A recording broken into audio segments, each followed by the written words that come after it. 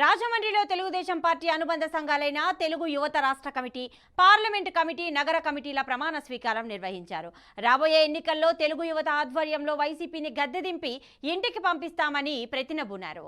YCP సిద్ధమంటోంది, ఇంటికి పంపించడానికి మేం సిద్ధమంటూ తెలుగు యువత ఇంటింటికి ప్రచారం చేయబోతున్నామన్నారు.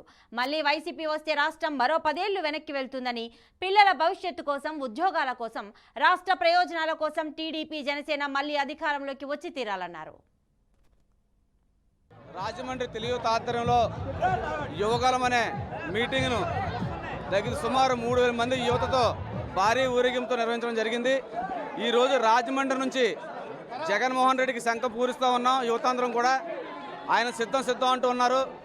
ఆయనకి మేము సంసిద్ధం తెలియజేస్తూ రానున్న రోజుల్లో ఆయన గద్దె దింపడానికి ఆయన ఇచ్చిన దొంగ హామీలను దొంగలో దుక్కినందుకు ప్రజలకు వివరిస్తూ ఇంటింటికి తిరుగుతూ యువత బాధ్యతను తీసుకుంటూ ఆయన ఏదైతే యువతను దగా చేస్తూ మోసం చేస్తూ 2,30,000 ఉద్యోగాలు భర్తీ చేస్తానని చెప్పి చేయకపోవడం, ప్రతి సంవత్సరం జాబ్ క్యాలెండర్ రిలీజ్ చేస్తానని చెప్పి చేయకపోవడం, ఈ రాష్ట్రానికి ప్రత్యేక హోదా తీసుకొస్తానని చెప్పి తీసుకురాకపోవడం, అలాగే మెగా డిసి అంటూ దగా డిఎస్సీను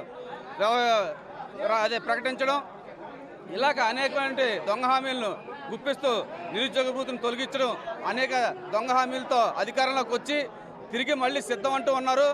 ఆయన దేనికి సిద్ధం అంటే తిరిగి ఇంట్లో కూర్చోడానికి సిద్ధమయ్యారు. ప్రజలందరూ కూడా రెడీగా ఉన్నారు. యువత అందరూ కూడా బాధ్యత తీసుకొని ఆయన ఇంటికి పంపించడానికి మేము అందరూ కూడా